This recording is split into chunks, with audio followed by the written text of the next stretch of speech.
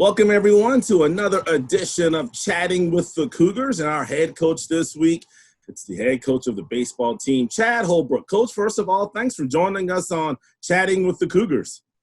Thanks for having me, Everett. This is really good to see you guys, and it's always good to talk about Cougar baseball. And it's been a very difficult time, but it's always good to get on and talk with you guys about our team and our program.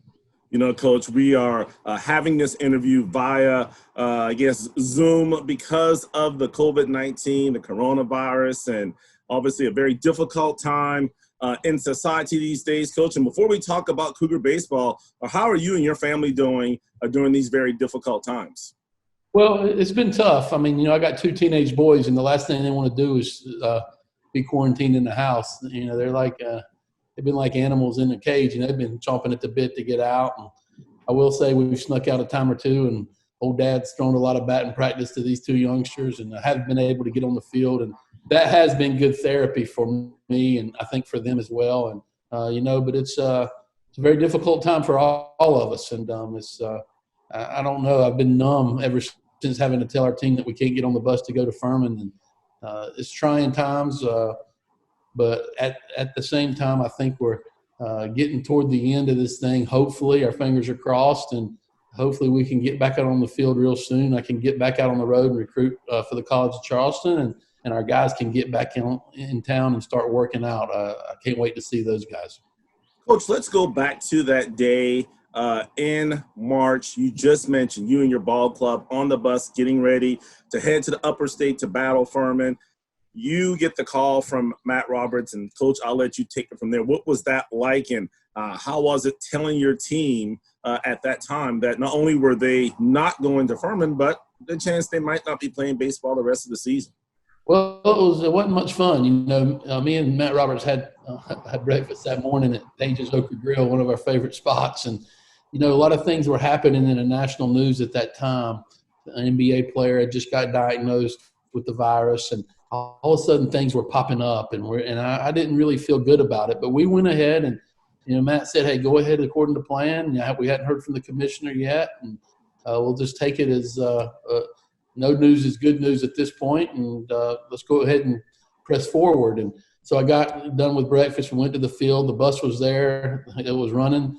Our luggage was on the bus. Our kids were on the bus, and that call came, and I had a feeling it was going to come, and we didn't even get the wheels rolling, but I had to get them off the bus and bring them into the team room and tell them we weren't going to be playing at Furman this weekend. And it was tough. It was tough to look at the seniors because at that time, we really didn't know what was next. We didn't know if, one, there was going to be any games left in our season, and two, for the seniors that had given a lot to this program, we didn't know if their career was over. It was very, very difficult to look in their eyes at that point in time. And but I told them to keep their head up, and something good is going to come out of this. And I'm still a believer in that. And luckily, we've gotten some good news from the NCAA, and a lot of our guys will be returning in 2021. And I couldn't be happier for those guys. And you talk about that, Coach, for your seniors and not knowing at that time. Tell us a little bit about how this is going to look, Coach, because it's already very difficult for any college baseball coach to manage a roster between juniors going early to the MLB draft, seniors coming back. Now, not only do you essentially not have a graduating class, but you also have done a great job of recruiting some future Cougars as well. How does your roster look, and how do you manage, extra players now because seniors have that option to come back? Well, we're going to have a logjam at a few positions. There's going to be a lot of competition. Our roster is going to be a little bit bigger than normal. It's not the ideal thing for a baseball coach, but let's keep this in perspective. I'm very much happy to be inconvenienced from a roster standpoint if it means giving these seniors another shot at it. This is about the student athletes. I think that's what the College of Charleston and Matt Roberts and our athletic department is all about. It's all about them. And we need to try to provide them the opportunity that they lost out on. And so anything that inconveniences me, I'm good with. Let's give these kids an opportunity to finish their careers on the right note and leave a lasting impression on the College of Charleston baseball program. And I think they're going to have the opportunity to do that. The good news is I think a lot of them are coming back, and I couldn't be happier about that because to me, when your seniors want to delay graduation or delay going into the real world to play baseball and to come back to their baseball program, one, it shows me that they're proud of their baseball program. They're awfully, they feel good about how they're treated and what the College of Charleston represents, and they want to be a part of it because many of them could get on with their lives right now, but they want to come back and be a part of this program. And I think that speaks a lot to our program. I think it speaks a lot to our athletic department and the leadership our athletic department's under, and I couldn't be happier for those guys. Coach, you brought up a good point that I didn't even think about. You were talking about seniors. If a senior graduates this spring, do they have to enroll in graduate class? Like, how does that look? Do they have to be obviously a student? Do they have to just take a class? What does that look like for a senior who graduates in May? Well, there's a number of options that the NCAA is giving them now, and there's some flexibility there. Some of our seniors will delay graduation and just come back as a normal student. Some of our seniors will go into graduate school. We have a number of those guys that want to try to get, another degree, a master's degree. So that's really cool. And some of our kids actually might join us back in January, take the fall semester off and join our team in January to eliminate some of the financial burdens that those families may have. And so I think that, the NCAA has done a great job with giving these kids some flexibility. They kind of bend in the rules, for them, and I think that's right. And then other side of that, we have an incredible academic support team here at the College of Charleston, and Kate Tiller has done an incredible job to give these kids options and to show them what the value of maybe going into another major or going into a master's program in graduate school or going part-time and rejoining the team in January. She's done a great job of that. We have an A+ academic support team here, and she's got them going in the right direction, and I don't even have to worry about that because Kate is so good at her job. Coach, you talk about a very special senior class. You were off to a 12-2 start, had a very convincing win over one of the national powers in terms of Clemson, and a young man, Ari Sakopoulos, who was just on an absolute tear. Is he one of the seniors that's coming back, Coach? Because I would have to think he definitely is a guy that has a chance to play at the next level. Right. And, Ari is planning on coming back. We're very, very excited about that. Our seniors had some very valuable roles on our team. Everyone talks about how young we were, and we were young in spots. But, our 3-hole hitter, Harrison Hawkins, is a senior, played left field. He's planning on coming back.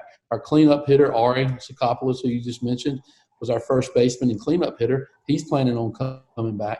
Our Friday night starter is also planning on coming back. So we could not be happier. Our bullpen, a lot of our bullpen guys are coming back. And, it's a really, really neat deal that those kids want to finish their career playing 56-game season and try to bring a championship to the College of Charleston. And I have a good feeling that we have the type of team and the type of kids, type of character to accomplish some big-time goals. Coach, we talked about it. You'd already had a ton of phenomenal young men coming to join your program next year. Tell us about some of those freshmen, Coach, that will be putting on the Cougar uniform next year. Well, there's a number of them, and heck, if I tried to go through all of them, I would miss one. I'll start with Cody Hopkins from Somerville High School, one of probably the best athletes in the state, an all-state football player, wide receiver, terrific center fielder, a terrific pitcher. I coached his brother at the University of South Carolina, TJ Hopkins, so I know what I'm getting in Brody. I know what I'm getting in their family. He's a great kid, a hard worker, and the sky's the limit. He could be a very, very high draft pick. You have another infielder named Wyatt Casto, a kid from Georgia who, a lot of our fans got really familiar with Trotter Harlan. I think is a terrific shortstop, maybe one of the best shortstops in the country, regardless of class, regardless freshman, sophomore, junior. He's just a good baseball player. And Wyatt's one of those kids that is much like Trotter. We're going to have some gifted infielders, that are playing some very important positions for us. And there's many other kids, I don't want to single any of them out. Just go through all of them because I won't do them justice. I will tell you this. It is a class that we're extremely proud of. It's deep in the pitching department. We've got a number of pitchers that are coming in that are very, very good and talented kids. We got, like I said, Brody in the outfielder, infielder. We got a couple of infielders coming that I think are terrific and are going to fight for starting roles right out of the gate. And we're thrilled to death with who we have coming. We're thrilled to death with our recruiting. Our coaches have done an incredible job. I'm blessed. They got Will Dorton and Kevin Nichols and Nolan Belcher, and they do a phenomenal job recruiting. I get to kind of sit back and watch them work their tails off. And, boy, I can tell you they've worked extremely hard to bring the College of Charleston some really good kids, good students, and excellent baseball players. And the future is bright, I think, at Patriots Point for our team and our program. Talking about the future, Coach, I had the pleasure of seeing some of your young arms early on in this season. And I know that's one area that you definitely don't have any concerns because you have some guys, Coach, can absolutely bring it. And I know that pitching staff is going to be intact for years to come. Yeah, and, we are excited. We did put some freshmen out there that really did well. Caswell Smith kind of comes to mind. He's been our Saturday starter as a freshman. And, a gifted arm, a first-round arm, maybe a first 15, 20 pick type arm. He's very, very gifted. And we're excited to watch his growth. And, there's others out there too, freshmen that, Ty Good, for example, closed some really big games for us. And we're excited about his future. And any freshman we put out there, the neat thing about it, they competed their tails off. They weren't in awe of the moment. They were ready to play hard and not look around and say, do I belong here? They wanted to show the coach that not only do I deserve to be out here, I'm going to make it very, very, very difficult for the coach to take me off the field. That was the attitude they all had. And when you have a group like that, I think you have something special. And when we went to Clemson to play and it was a tough environment, they didn't bat an eye. They walked on the field, and I knew it. We walked on the field before that game. We were having our pregame meeting, and I could look them in the eye and tell them that they were expecting to win the game. And, you don't always feel that as a coach, especially when you're going against a top 10 team or a top 15 team. And I could tell right then they were expecting to win, and they played like it. And I think that says some good things about the makeup of our team, the mentality of our team and our program. And they don't want to take a back seat to anybody. And I think you'll see that in their play and their performance as we crank up the 2021 season. Coach, sometimes it's just what else is around you that makes you kind of elevate your game and get to that point, like you just mentioned, where you don't hope to win, but you expect to win. Coach, when you see the success of like a Coastal Carolina, a South Carolina, and a Clemson, do you think that kind of has a tendency to kind of make our kids kind of really rise to the occasion? Because like you just said, they don't want to be considered a second fiddle, but just in that same breath as those other teams around the country? Well, we have a great baseball state here in South Carolina, and our high school coaches are terrific, and we have some great high school baseball programs, and not every player can go to Clemson or South Carolina and play. There's limited roster spots, and there's limited scholarship dollars. And the fact is, we can recruit the best players in the state of South Carolina to come to College of Charleston. And, we tend to get that kid. This is one of our goals. We want to get that kid that has an edge, that has a little bit of a chip on their shoulder of why they weren't recruited necessarily to the big-time school or the big-time program. I'm going to show you missed out. And when we get that type of kid, boy, we got something special. I think we have that type of kid in a lot of our freshmen this year. We have that type of kid in our incoming class that'll be joining us in August. And, there's something to be said when you're around some very confident players that believe in themselves, maybe have a little bit of a swagger about them, a cocky air, maybe a little tad arrogant. When you have that, it's kind of neat to be in the dugout with that type of kid. And I felt that through 14 games with this year's team. They were expecting to win every game. And, the good thing about college baseball is this. There's a lot of parity. And, the number one team in the nation versus the number 50 team in the nation, is very small. The difference is very small. And I think you've seen that in postseason play in recent past in the NCAA tournament. Coastal Carolina won a national championship, and kudos to them. They're a great program. Stony Brook went to the College World Series. Kent State went to the College World Series. There's many others. So our goal is to not only make it to the College World Series, but to win the thing. And we think we can attract the type of players that can compete against anybody. And I think our players are anxious to prove that point to be true. Coach, you often hear in sports just in general that it takes when a new coach comes in, it takes him 3 to 4 years to kind of get his hand really on the program because he can recruit to his likeness and things in terms of the type of team that he has. Is it safe to say that this year was projecting to be like finally Chad Holbrook has his team with his type of players that are going to obviously lead Charleston into greener pastures? Well, that's what a lot of people outside of our coaching staff and our program might have speculated. But those kids that I got when I first got to the College of Charleston, they were special kids too, and I love coaching them, and I love being in the same dugout with them. Pretty hard as a kid that, he can.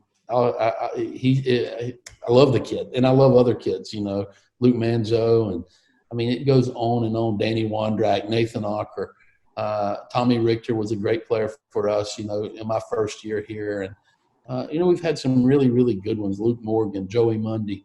List goes on and on. Those kids were special too, and they did a lot for the College of Charleston, and I enjoyed the heck out of coaching them. But college baseball, it turns over quickly.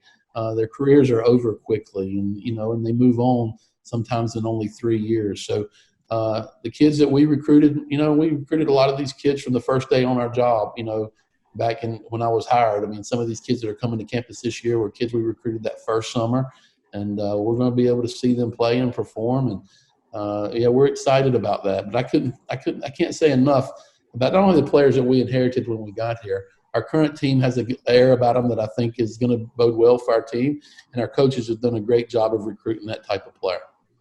Coach, how important is it for you when you're competing against Power 5 schools for a recruit to be able to throw a name out like a Taylor Clark, obviously a Brett Gardner, other guys that have made it to the big leagues and are having a lot of success in professional baseball? Well, it's extremely important because they know they can achieve all their goals and their dreams by coming to the College of Charleston. If we hadn't had players make it to the big leagues, that one of the best high school player, could strongly consider us. And, the fact that Brett's done it and that Taylor's done it, and there's going to be a few more make it as well here in the next few years. The fact that we can say, hey, you can come make a name for yourself. You can be an All-American here. You can play Division I baseball. You can play in the NCAA tournament.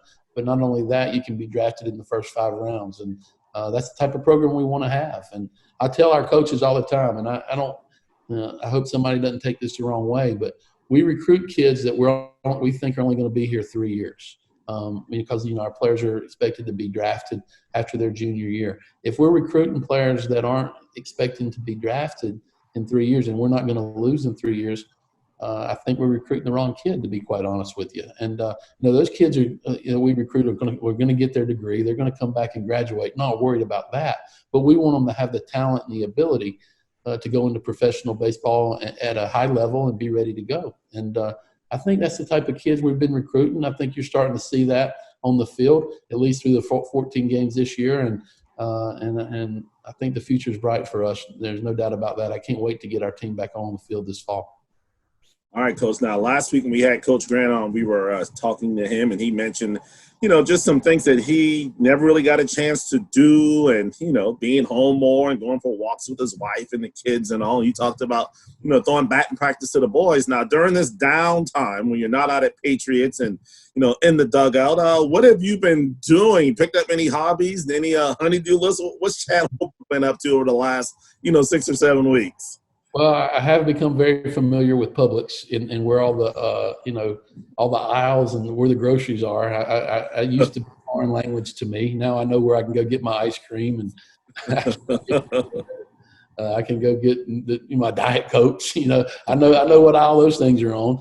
I have, like Coach Grant, I've taken a very few daily long walks with my wife, and I think that's been very cool to do because. We haven't been able to do that when we're so busy. I've become very good at trimming shrubs and mowing the grass, and anything to get me out of the house, I'm up for. And I've been doing those type of things. And, I've been out in the yard a lot.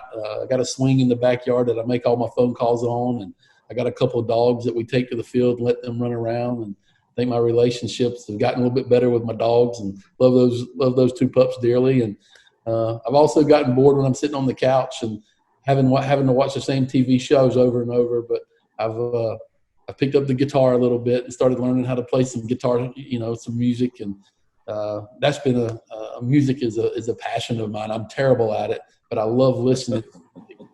In fact, I love listening. I want to try to see if I can play a song or two. So I've picked up the guitar, and like all of us sport fans, I anxiously wait Sunday night at 9:00 to watch The Last Dance and see Michael Jordan and the Bulls. That was a team that I idolized, and obviously I went to the University of North Carolina. So when we start talking about the best of all time, I'll argue that my arguments with Michael, and that's been fun to watch as well.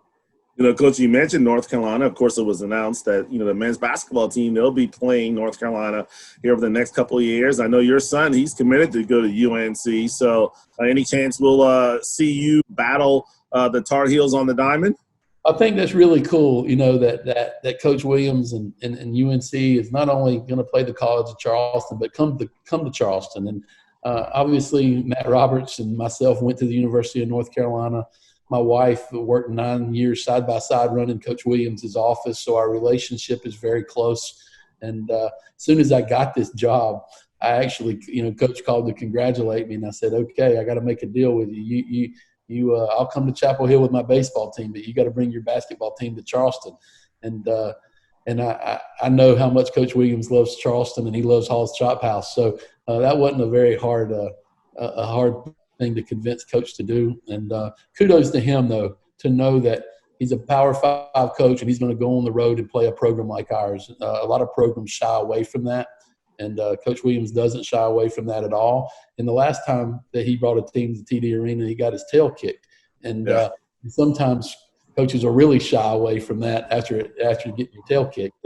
But he likes the College of Charleston a lot. He loves the city of Charleston, and he's excited to bring his team down here. And I think it's great for our school. It's great for our athletic department. I know it's great for Coach Grant's program, and heck, it's great for all our programs because we're all in this thing together.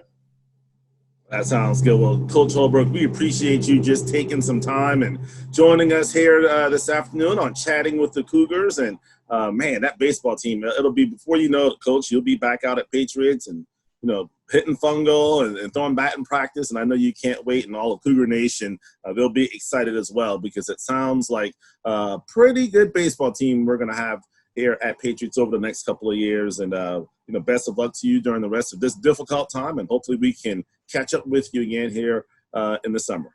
Everett, thanks for having me. Can't wait to get back out on the field. And thanks to all our donors and our supporters. And even though our season got cut a little bit short, I think you got a glimpse of what things to come in the future of the College of Charleston baseball program. And we can't wait to get back out there and represent this great school as soon as possible. And hopefully come August, September, we'll be out there doing that once more, and a lot of excitement, and can't wait for that to happen.